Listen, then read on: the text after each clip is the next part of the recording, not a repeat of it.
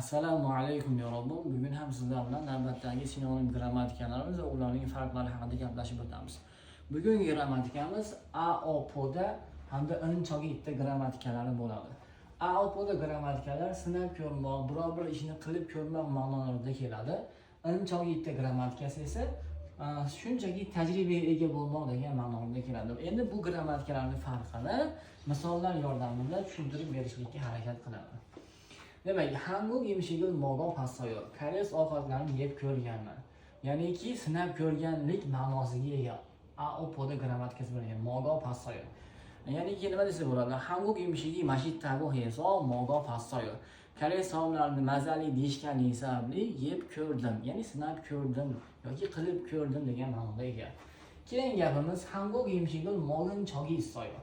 Koreys ovqatlarini yeganman.